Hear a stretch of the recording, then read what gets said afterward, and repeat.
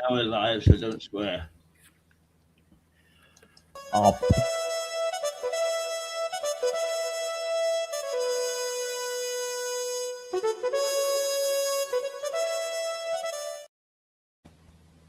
Well, good afternoon. Here's an unexpected pleasure. Ricard Barton has just come from sending several people to prison and is going to explain himself. Hello, Richard.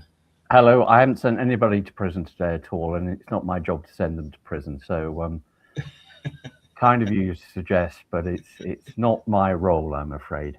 I'm just I'm a pawn in the game of the criminal justice system.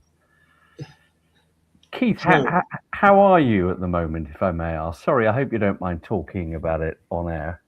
No. I think actually I quite like talking about it because it helps some people, you know. Yes. And people feel devastated by getting Parkinson's, and some people feel ashamed. I don't know why. On the other hand, they're quite open about it, as you know. Yes. In fact, I had a fall on the weekend. Mm-hmm. I had two delightful ambulance people turn up.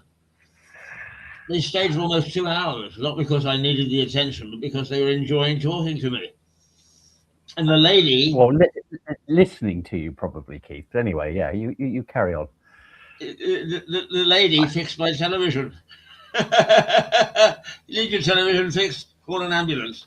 Yeah, get the paramedics in. My television is unwell. Yeah.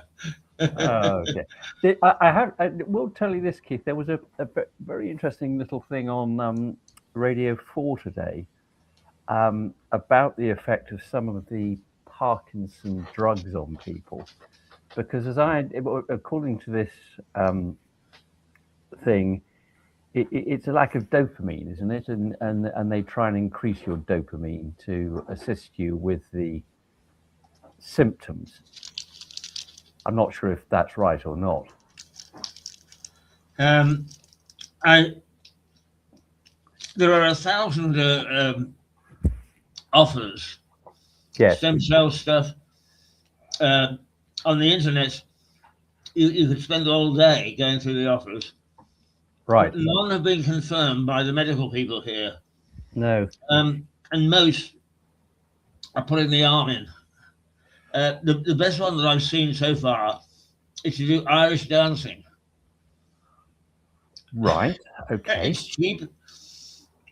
And they feel that it's effective. Well, I suppose it means you don't have to move your upper body anyway. There's that, because it's all from the waist down, isn't it? The proper Irish dancing, yeah. So, no, this program had a chap on there whose father had Parkinson's, and it was fine to begin with. He was on medication, and then they changed to a different, stronger medication, which radically changed his father's personality. And he went from being a very sort of cautious, perfectly sensible chap to becoming somebody who did various things, including frittering away his life savings on some land deal in Gambia. Now, you know, the alarm bells ring immediately, don't they, when you hear that? But it was. I just wonder, you know, whether you've had a radical personality change, Keith. Maybe you were a sort of quiet, self-effacing chap. Always was up until I knew that I got this. Yeah. Yeah. Oh, that's it then. That's good. No, the. I mean, I'm not aware of a personality change. No. I mean, you know me well enough now, Richard, that I always see the glass half full, and I continue to see that. That's when you're in the black horse and somebody is. Yes, indeed. That's why it is. But my optimism for handling this disease does not involve expecting a cure within the next, in my lifetime. Yes. So you get on and handle what you've got. And My neighbour, who is doing a program for us tomorrow, Yes. just came in to say hello, and he said, "Oh, you be careful." He's always staggering across the apartment, Yes. and I stagger. I stagger on a daily basis. I can't help it. Yeah. So I accept the fact that I'm going to stagger. And when I get to the end, not very far, but when I get to the end, when I arrive at my destination, I feel like saying, "Hooray! Hooray! I made it!" Well, that's very laudable, and I'm sure it's the right attitude to have, because otherwise it would be very easy to sort of sit at home and worry about your woes, whereas you're sort of a very active chap, albeit you've got your Formula One motor scooter that you drive around. But yeah, it's good to see you, and good to hear you on good form as well, Keith, if I may say. Well, I'm like anybody else. I can have bits of depression, but it doesn't last for very long. No. And I am blessed with, as you say, a very active life, but also Yes. out of that active life, some very good friends. Including yourself. Mm. And a man is blessed if at my age he's still got friends. I once, when I was in Northern Ireland, I once met I think it was Freud's grandson. Right. One of my colleagues said, I don't know, the man was about 55 or 60 or so then, said, "How many friends do you think you will make between now and the end of your life?" And he held up one hand and sort of said, So I am lucky. No. Well, that's good. I was rather hoping that we'd have a guest on today, but unfortunately he's unable to make it, but will be around, I'm sure, for next week. And it will be I'm not going to say any more, but he will be an interesting guest, I think. Yeah. Who will talk us through various aspects of his legal life. How's that? Ah. So we're sticking to the theme, aren't we? So I find myself now, Keith, having to fill the bloody hour with other things. And I was thinking about what my week's been like, and last week, and it was fine, but it's a very frustrating aspect of being a prosecution barrister. Is you put a lot of hard work in, and you have to sort of make sure all the evidence is in the right order. And I know it sounds stupid, but you do a lot of hours just getting everything right.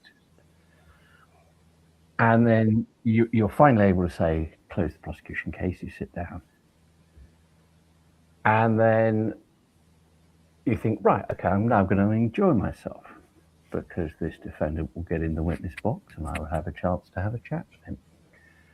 And my trial last week, which finished during the week, as often is the case, the defendant declined to give evidence. So my preparation for cross-examination was all wasted. Mm-hmm. And my modest pleasure, and I have to admit, it's a terrible thing to say, but my modest pleasure in cross-examining somebody came to naught. But what I did do, and here's a little tip if you ever find yourself cross-examining people, because he hadn't given evidence, I had my notes of what I was going to ask him. And I did this also, I don't know if you remember Jeremy Forrest, the teacher who abducted one of his pupils and went to France with her. Yes, was that out of Eastbourne? Out of Eastbourne, yeah, absolutely. He too declined to give evidence. And in both cases, all I did was I got up to make my closing speech to the jury, because that's the next event. I was able to say, You may think, members of the jury, that there's a lot of questions that you would have liked to heard asked of this defendant. Let me run through them. And then, in fact, your cross-examination notes become your closing speech. So there is a level of satisfaction at that stage. But it's you never can tell what's going to happen in court. And I suppose on one level, that's quite an exciting position to be in, potentially, as long as it doesn't go all wrong for you personally. So I've been doing that last week, and then loads of other bits and pieces. And I was here this morning, virtually in Hove, doing various bits, and I think I've got the pleasure of being in front of the resident judge. That's the senior judge in the whole of Sussex tomorrow, doing bits of various things there. And it's a shame because she's about to retire in the spring, and she's been she was a great advocate, and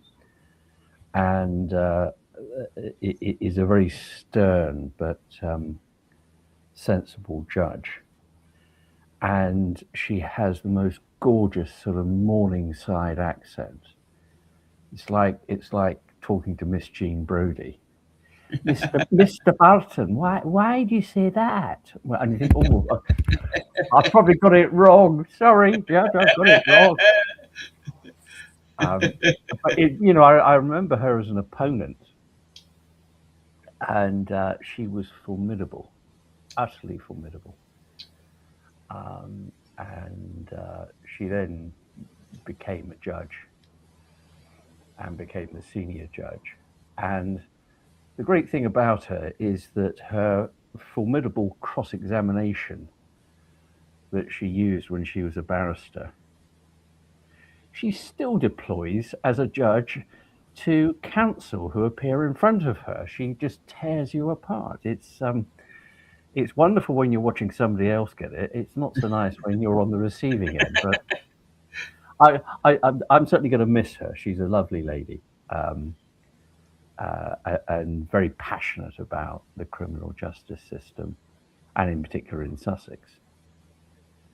So it will represent a sea change in the Sussex criminal courts, because there will be a new resident judge. That's a new senior judge, and we don't know who that's going to be yet. And the role of that person can, in fact, colour the whole of the way the courts function. And, for example, listings of cases, whether they're listed in a sensible way, which at the moment they are, or whether somebody says, right, I've got 7 cases today and I want them all listed at 10 o'clock. Now, that's just pointless. But there are some court centres where that happens. In Sussex, it's much better. It's a sort of graded scheme. So I'm appearing in front of her tomorrow, and I've got time markings on the things that I'm doing in front of her,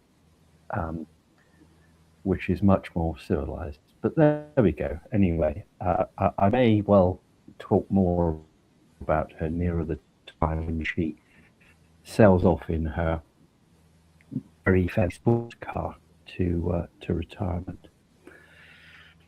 Keith, in the legal world this week,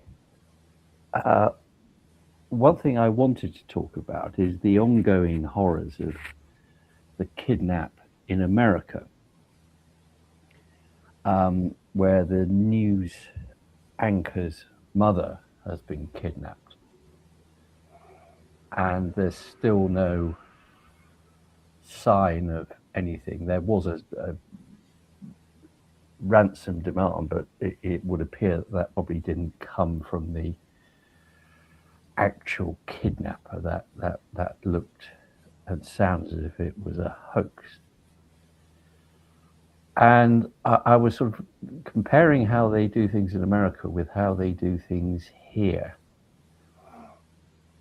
And I know in America that case has had a vast amount of publicity.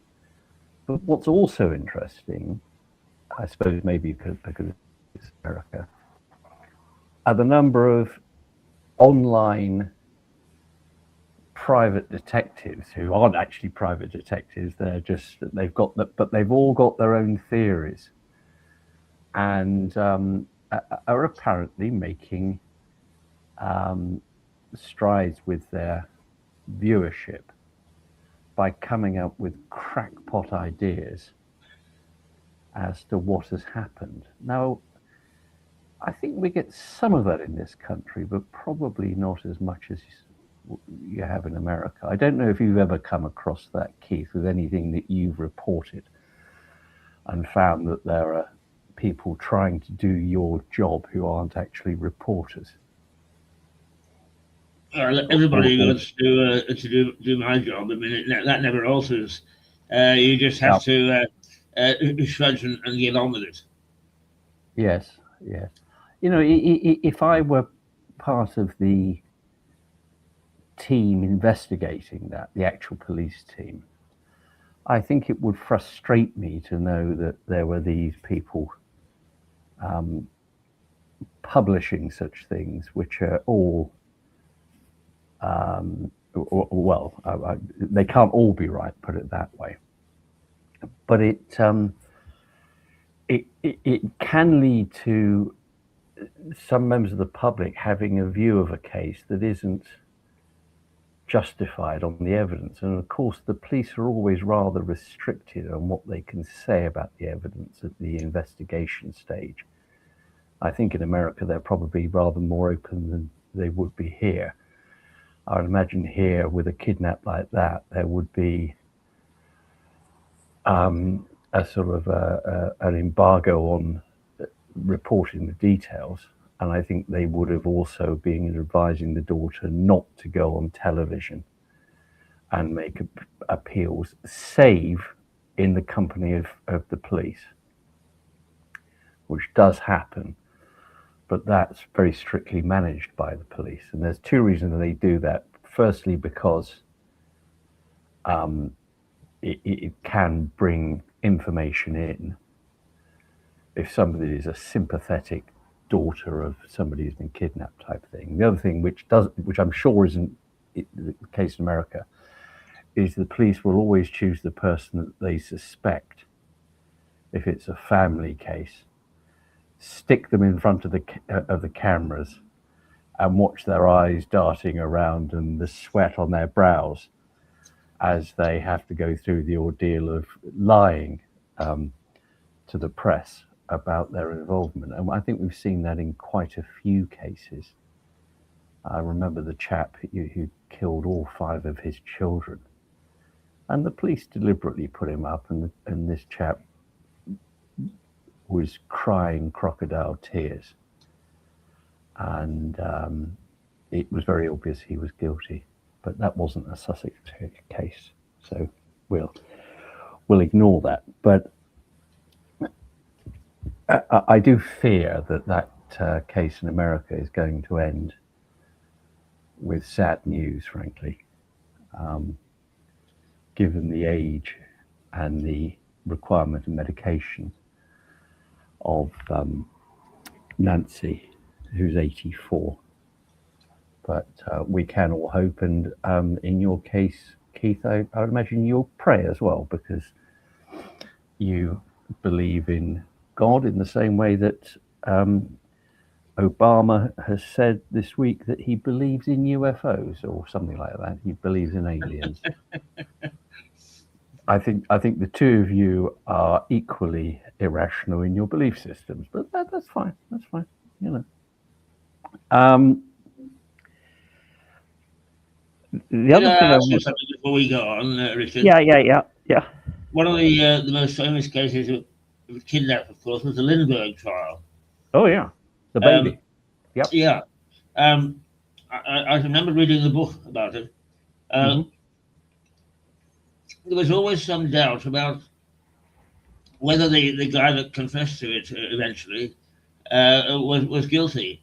Did you know anything about that case? Have you got any views? I think he probably was guilty. Just so people know, Lindbergh was a famous aviator and really a very high-profile public figure whose very young child was snatched from home.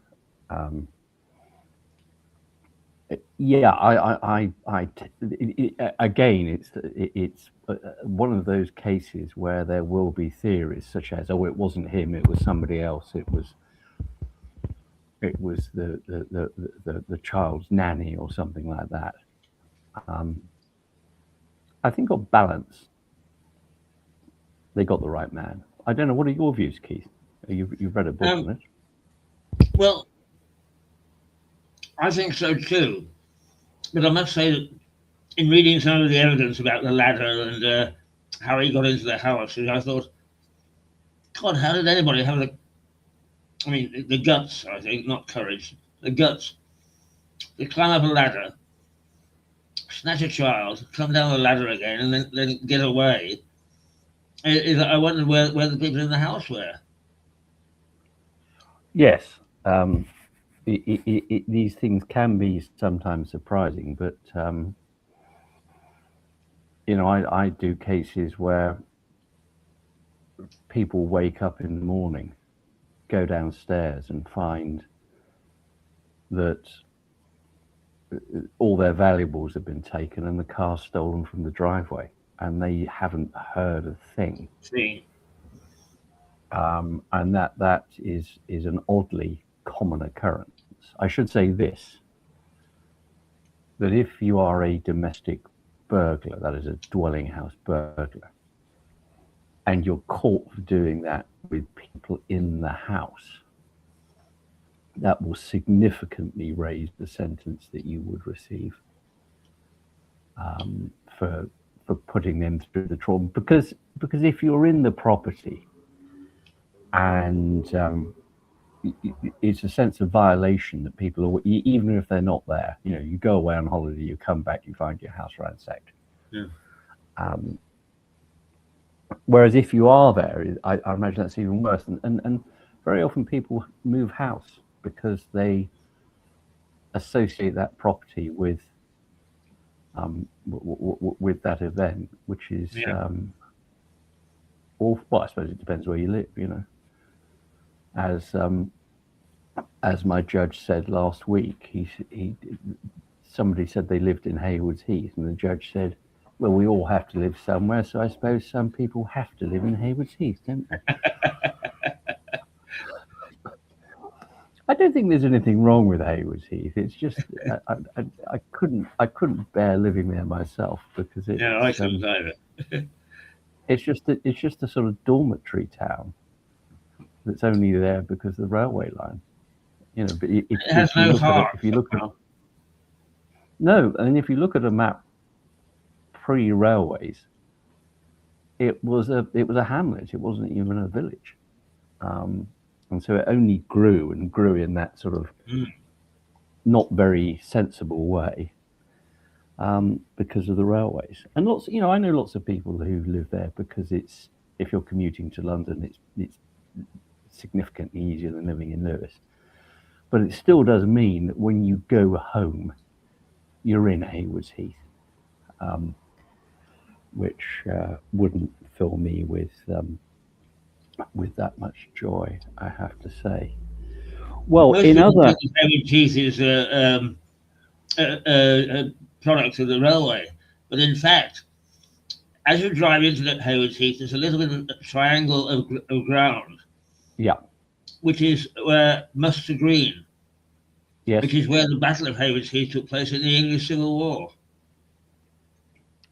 Well, Keith, you were not out there to report it. Indeed, I was.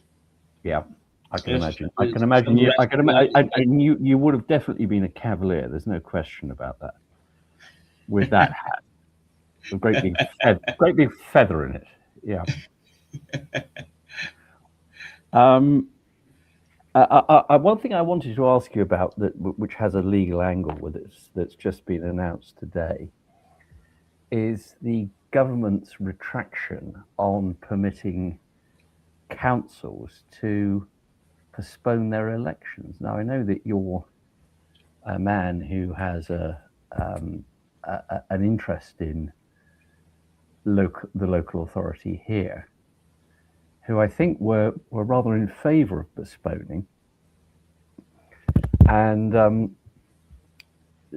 I think it was the Reform Party who brought the action, and clearly the government got the sense that the judge was going to be against them, and so they've stepped back from that, and all councils that are meant to be having elections are having elections. I was just wondering what your views are on that. Well, of course, there's a big hoo-ha about this government have taken away our democratic rights, as it were. I don't know whether that's not a political football. In Lewis, for instance, only something like 23% of people turn out to local elections. Yes. You haven't a clue who the cabinet are or the candidates. Once they get in, I mean, our good friend, the late Stephen Catlin, oh yes, said at Lewis level, at the town level, half of them never showed up. So I wonder what democracy, in fact, it's attacking. Having said that, the principle is absolutely right. So to take it away must be wrong. Yes. Well, that was my view. But it's an interesting use of the courts to strong arm the government into yet another volte-face on one of their, maybe not policy is too strong a word, but one of their decisions that they'd made, where they realise, oh, we've got this wrong. We have to go back on what we said. And it was the threat of a judge. It wasn't the judge making the threat, but it was, I'd imagine they had legal advice saying, we could lose this. And then the political advisors would say, oh, if the judge is against us and you lose it, that's going to look very bad. Even worse than you changing your mind now. It's better to change your mind now. And you can sort of spin it as giving people democracy. I don't really mind, Keith, that it's a relatively small percentage of people who vote in the local elections, because people have got a right to vote if they wish to.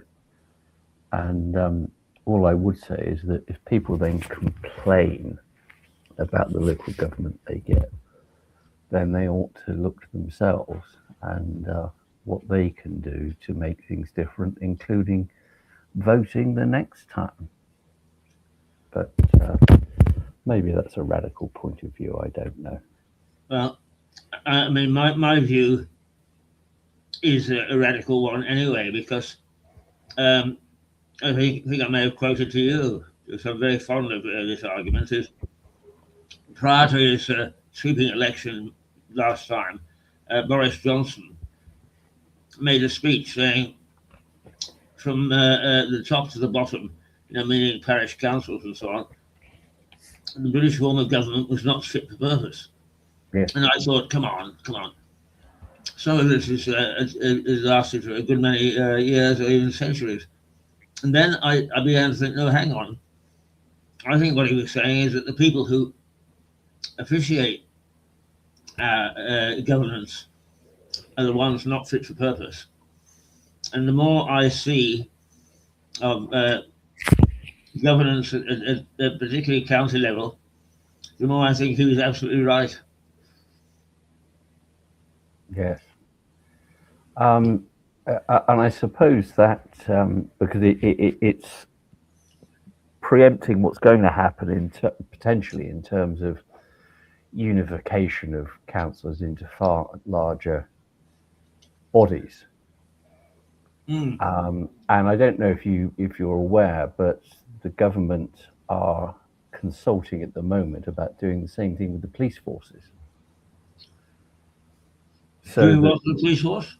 Well, amalgamating them together in bigger lumps. So Sussex, I think, would be paired with Surrey, and Kent and Essex on the estuary would go together, and so it goes on. It worked in Scotland. There is only one police force now in Scotland, whereas there used to be smaller forces. And that brings me on to something which, in fact, I think is relevant to this, which has been in the news only today. And it's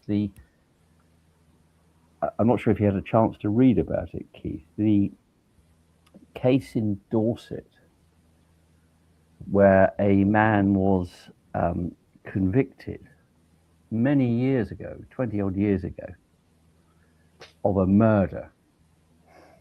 And it's now said on his behalf that, in fact, the person who was the main witness was a inveterate liar, and 13 other witnesses who gave evidence at the trial, prosecution witnesses, have come forward and said, well, we were pressurized by the police in order to say this. Mm-hmm. Now, it's interesting because, of course, we're not going back that far. But what does happen with a case like that? And it's relevant to the fact that it's Dorset, because they're a small police force. In fact, I know somebody.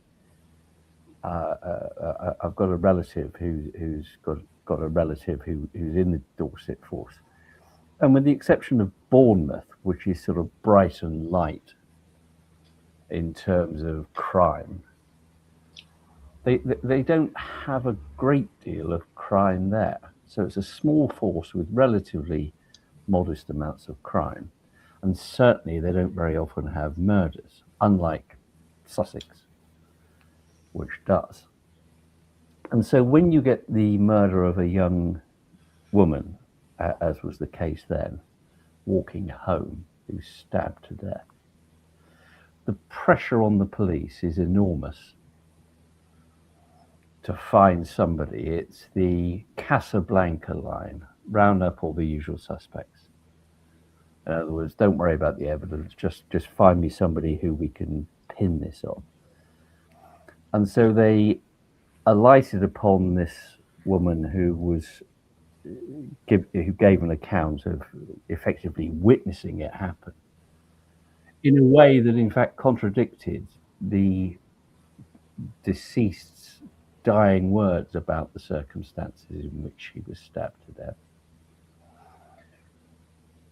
And the police end up building a case around them,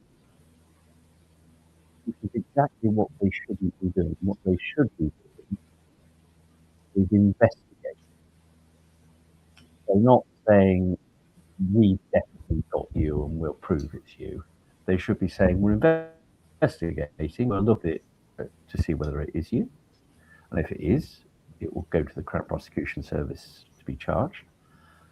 And if the evidence comes out that it's not you, or we can't be sure it's you, then it will go no further. But with a small police force, and what I'm sure at the time was a high-profile, horrendous murder of a stranger, I'd imagine the pressure on the police would have been sufficiently great that there were officers who were willing to pressurize witnesses. Now, if that's true, and it's really only come out now, the chap has, I haven't really read into the detail of it, but he was tried 3 times. 2 times the jury couldn't decide, and it was the 3rd time, which is an odd feature, because normally, if someone is prosecuted and there's a hung jury, then the prosecution will go again, retry. But if there are 2 hung juries, 2 trials, 2 jurors unable to make a decision, usually the normal practice is at that stage to say, right, we're not going to take this any further. We can't justify going through this process anymore. Somehow, they decided to go a third time. Again, I do wonder whether that was pressure on the prosecution to achieve something, because otherwise somebody's going to have to stand up in court, a barrister's going to have to stand up in court and say, given that there have been 2 trials, we now offer no evidence on the charge of murder, and how that would look. And so there's a level of, I don't know where the pressure came from, but I imagine the police were keen for it to be tried again. And the third time he was convicted. So he had 3 trials. He went to the Court of Appeal twice before all of this new stuff came out, and the Court of Appeal knocked him back twice based upon what appeared to be evidence of a truthful witness. Now, if, and it is a big if, because it may all be rubbish, but if he, on an appeal now, is found to have been not guilty, and I should just say this, that he was a chap with convictions, prior convictions for drugs and knife offences. So he was an easy suspect to point the finger at. Doesn't make him a murderer, of course. And there's a danger that we all have to be careful that we manage when in the law courts. If he is found to have been wrongly convicted, obviously he will be released. He will ultimately receive compensation.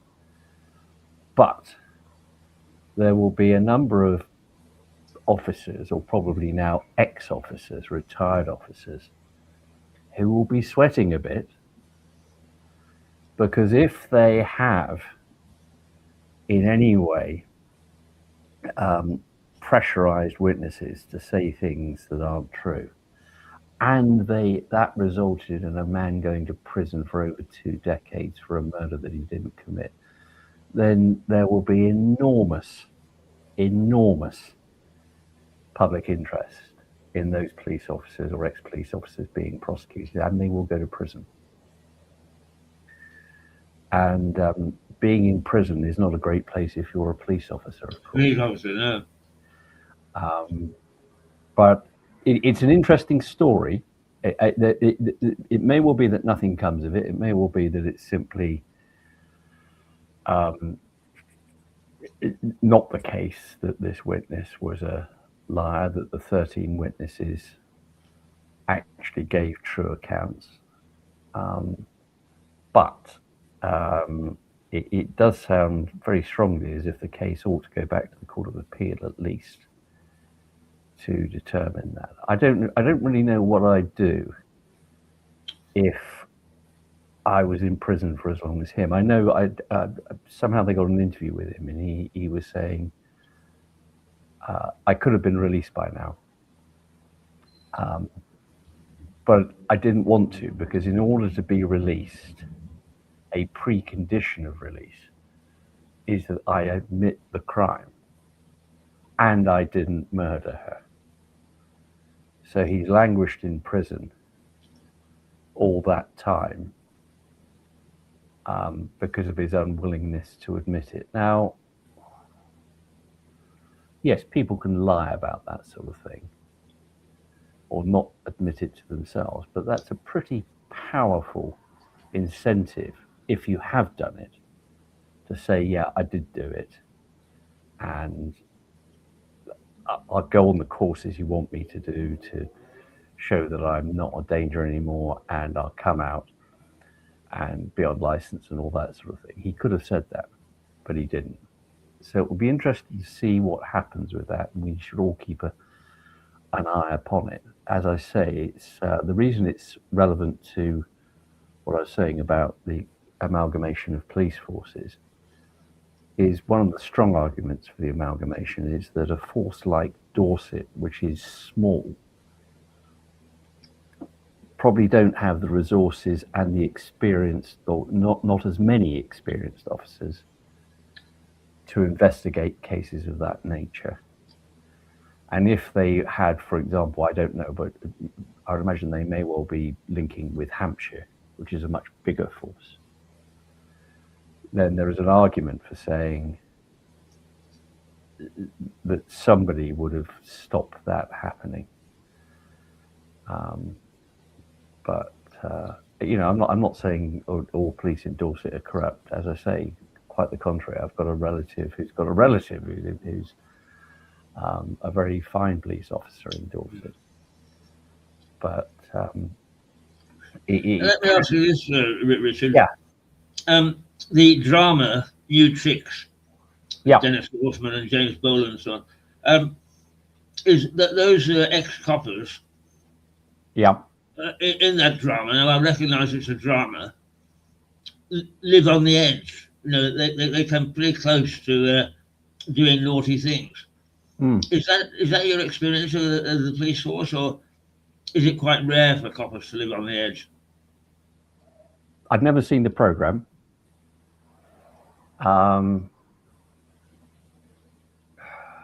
It's much less the case nowadays than it was. But yes, there were times when, and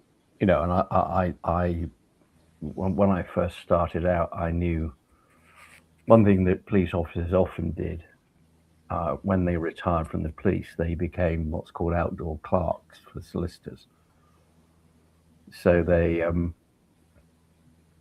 go along to the Crown Court and they've got a file and they take proofs of evidence from people who are going to give evidence, and they're there with the barrister.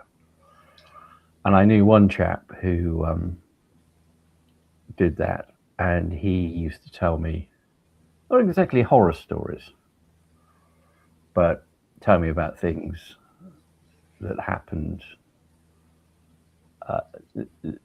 in his force that certainly, it's what, for example, I recall a number of years ago, and I may have said this before,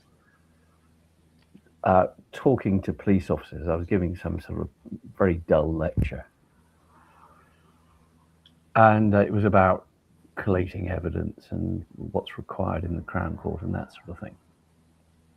And I said, one of the good things that's coming in is the use of body-worn video, which is just a little camera that records that the police officer has on their chest, and they press play when they start interacting with somebody. So there's a full record of what's said on both sides. And there are a number of the older police there who were very much against the idea. Now, I can't think of a good reason why you'd be against that, unless you didn't want there to be a record of your interaction with a suspect. Yeah. Yes, but things have changed enormously. Yeah. It's unusual times call for unusual circumstances. I was in Northern Ireland in the 1980s and so on, and I personally knew several CID people, and there is no question in my mind, even though they didn't openly admit it, that there were naughty things from behind closed doors. No doubt. Again, the IRA were pretty naughty too. Yeah, of course. I used to, for my sins, I don't anymore, but I used to do some courts martial, which is where somebody in the military is being prosecuted by the military for something that they've done. And there was one chap who sort of ran the court, who was an officer who I think ended up with some sort of shrapnel in his head and was retired off to do this job.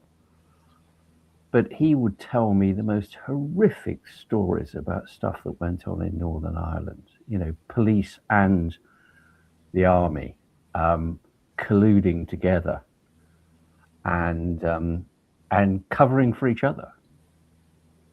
I regret to say. There was a time, and certainly when I was first in practice, where it was standard practice that if you had two police officers who witnessed the same event, they were permitted to sit down together and write their statements together. Now, even at the time, I thought this is ludicrous, because they're just, putting their heads together, and that practice really has stopped now, I'm glad to say. And so what if there are vague differences? Because in fact, oddly enough, as I said in that trial I was just telling you about, I had witnesses who said mildly different things. But I was able to say to the jury, well, they haven't colluded together because they'd be telling exactly the same story. These are minor issues on the edge of it. It's a fast-moving incident in which they probably feel traumatized. Of course, recollections of those peripheral bits will differ. That's fully, and that's because they're both giving their own individual recall. But importantly, on the central points, they agree. Not that they knew they agree. But I like to think, I may be wrong, I like to think that the police are a much cleaner organisation than they were. I'm not sure it's true of all forces. I think there are pockets of policing in the Metropolitan Police that are still requiring a clean out. And I regret to say that I don't think the current commissioner is really dealing with that. Of course, it's an utter poison chalice to be the police commissioner for the Metropolitan Police. It's the biggest job in policing in this country, but it's also one where you're always going to be blamed for things. But I think a sort of rather stronger stance could be taken there. And as you know, for example, the West Midlands Force had a terrible reputation at one time. Manchester Police had a terrible reputation at one time. Glasgow Police had a terrible reputation at one time. But I think they've all cleared their act up. But who knows? In 25, 30 years' time, Keith, there may be your successor and my successor sitting here saying, good grief, Mr. Keith and Dickie B, they didn't know what the hell was going on, did they? The police was corrupt as anything. And that's quite possible. It's quite possible. I just tend to doubt it. I think actually, I'm talking like an amateur now, but I would say that the beauty of our system is that it is investigative. That we don't know what the hell's going on, but people such as yourself are able to winkle out enough facts and evidence to give a fairly clear picture as to whether somebody is guilty or not, or that certain things happen. Yeah, it's always said, one of the great things about prosecuting a case is the chances are you get to cross-examine somebody who is probably lying, that is the defendant. Now that is a pleasure, but the greater pleasure, undoubtedly the greater pleasure, is if you defend and you've got a policeman trying to somehow gild the lily of their evidence. That really can be a lot of fun, and I've had that. And when I was younger, I used to also do civil actions against the police. That is where somebody has been. The police have done something wrong to them. It's not prosecuted. It's a civil case, albeit it used to be one of those rare civil cases like defamation where you'd have a jury. So in fact, they were quite fun cases. And one of them I recall very well. He was of course, he was a ne'er-do-well. He was a member of the travelling community with loads of convictions, and lived a sort of a very dodgy lifestyle. Looked a bit like Walker from Dad's Army. And he said, this copper punched me in the face. And we brought the action. It's very interesting because I got the strong impression the policeman who was the one that's meant to have punched him, I don't think he was very well liked by his colleagues. Because obviously he, the alleged puncher, gave evidence. And then his two colleagues who were present came along and gave their own. This is long before body-worn video. And interestingly, they gave evidence that really didn't quite support him. They didn't go so far as to say, yes, he did punch him. But they left it sufficiently clear that, in fact, something bad had happened that they were uncomfortable with. And my dear client was successful and got, obviously it's a civil case, got a significant compensation payout, which I would imagine he would have used on drink and drugs and buying himself an inappropriately large car. But, you know, there are times when the police do get caught out, which is, it's got to be a good thing, because we don't want people like that policing us. And if if you're a victim of crime, you want to know that the officers who are coming to assist you are going to be straight, are not going to do anything. Because if they in a way, the worst thing a police officer can do is try and help somebody in that position by not exactly tampering with the evidence, but fluffing it up a bit. Because in fact, you can lose a case if an officer does that. You just want it exactly straight from the police. It will be interesting to see, though, what does happen with the linking up with Sussex and Surrey if it does come through, because it will mean that there will be far greater access to a lot of the science that nowadays plays a significant part in the more serious investigations, and quicker turnaround on that, because it will be, rather than having two separate labs with people doing that, it will be one large lab, which will be more efficient and hopefully will assist in solving crimes sooner than they do at the moment. But who can say? Keith, I'm conscious of the fact that we're almost coming up to the Archers' time, so which is important, of course, isn't it? And so I just wanted to ask you if there's anything that you wanted to raise about anything that we've talked about today. No, my relations with the police have been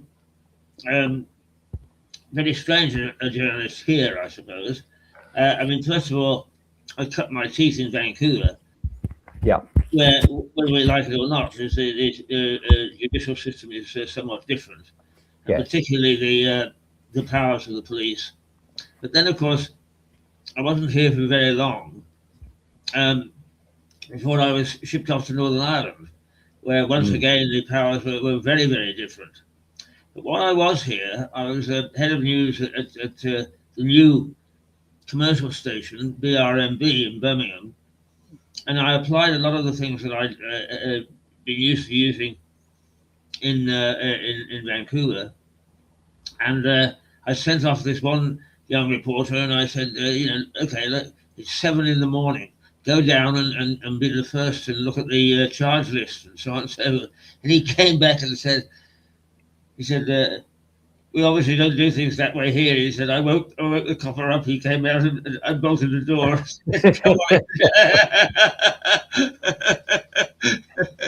Yes, yes, things like. Well, tell me this: when you worked in Birmingham, did you actually have to adopt a Birmingham accent in order to do that? Well, I was born in that region, so it's not too difficult for me to do that. Hey, Wes, do you want to know what it's like? Yeah, right. Yeah, that's right.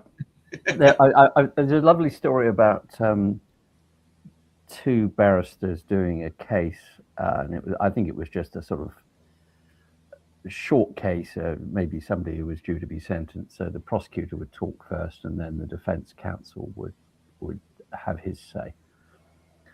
And the prosecutor got up and said, "Well, Your Honour, I prosecute this case, and my learned friend, Mr. So-and-so, appears on behalf of the defendant."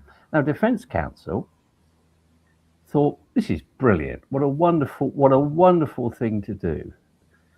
So he, despite being a very home counties accent, got up and said, "I'm very grateful to my learned friend, and what I wish to say on behalf of my client in mitigation is as follows." They finished the case, and then defence counsel went over to the prosecutor and said, "Ah, that was brilliant fun. What a great idea you had there." Prosecution counsel said, "I don't know what you mean. What are you talking about?" So he thought that the barrister was deliberately putting on a Brummie accent as a joke, but he wasn't. It was his actual accent. Now you can't get out of that, can you? You say, "Oh dear." Shall I tell you a story about black country accents? At least Oh, the some of black the Brummie voice is accent. much stronger, isn't it? Yeah. It has nothing to do with the police, but um, I had a lot of experience opening up, from day one, radio stations and television stations, and that was through a BRMB in Birmingham. And I had this chap come in, and he wanted to be my sports editor. Yeah. And I said, "What experience have you got?" He said, "Well, the only thing that's been on air," he said, "is Mian." I said, "What do you mean, Mian?" And he said, "Well," he said, "I do sports scores for BBC." He said, "And I creep up and I put it under the camera." He said, didn't get my hand back in time." His name was Tony Butler, and he became a legend Oh yes. in the Midlands. An incredible character, and one of my real finds. Oh dear. That's a very nice little story. Yeah, Keith. It is. I can't quite hear the Archer's music, but it's very close to that. And It's whilst I you're within your time is very good. You're within 3 minutes of the end. In fact, well, two. I have to tell you this, Keith, that it's not that I listen to the Archers, but I have to stay silent in this house because Mrs. B religiously listens to the Archers. And you go to your church every Sunday. Every Sunday morning, she listens to the omnibus edition of the Archers, despite having listened to each episode during the week. So she hears it twice. Yeah. Well, I worked at Pebble Mill in Birmingham. BBC Pebble Mill is where the Archers was made. Yes, that's right. Yeah. I don't. I think it doesn't exist anymore, does it? I think they knocked it down. Yes, Pebble Mill was knocked down. Yeah. Yeah. Yeah. No. I always remember stuff coming from Pebble Mill. Anyway, Keith, I'm going to go and prepare myself to get those heifers in, or whatever it is that Joe Grundy's going to do tonight. Well, he's not going to do anything tonight, actually, because he died a few years ago. But that sort of thing. Is that Gabriel? No, Gabriel. No. I remember Gabriel. Yes. No, Joe Grundy. Joe, who's was the paterfamilias of the Grundys, who are a sort of slightly naughty family, but who have hearts of gold, of course. All right. And Joe Grundy speaks like that. I'm making my cider. My grandfather my maternal grandfather loved the Archers. and my mother. Yes, my grandparents did as well. Absolutely, you sat down and you listened to them every night. Yeah, and my mother said, you know, the thing you had to be careful of, because it was a battery radio they had, a chargeable battery or whatever it was, where you could take it to a shop and get it charged up. I don't really quite understand the system, but she said you had to make sure that the battery was charged for the Archers. Otherwise, George, my grandfather, would absolutely have a hissy fit that he wasn't getting to hear his Archers.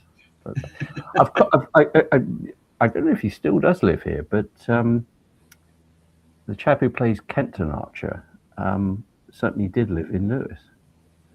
Oh, really? Yeah. And he's the grandson of Neville Chamberlain, I believe, but I may be wrong about that. But Kenton was a naughty boy when he was younger, but has now, for many years, turned his life around. Respectable. Yes. Well, he runs a pub. That's quite respectable as far as I'm concerned. Yeah. Anyway, I'm definitely going to have to go now, Keith. Right.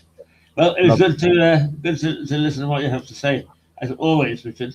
And you probably will get several kicks at the cat this week, because I shall expect you Thursday morning, and I'm going to replay this probably tomorrow at some stage. Right. Yeah. I don't know. I'll have to see about Thursday morning. Strangely, some of us have a career. Yeah. Well, actually, strangely enough, even the people that work with us fall into the trap of, if you say your program is at 7 o'clock, they need to appear at 7 o'clock. Of course, with the wonders of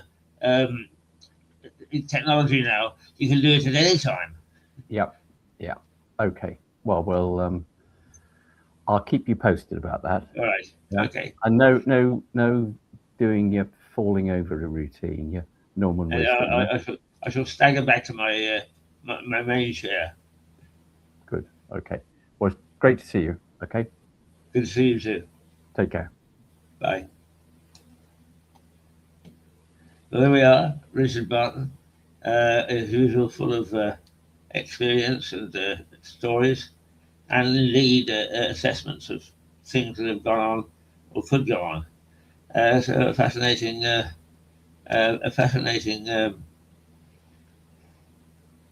story. Fascinating.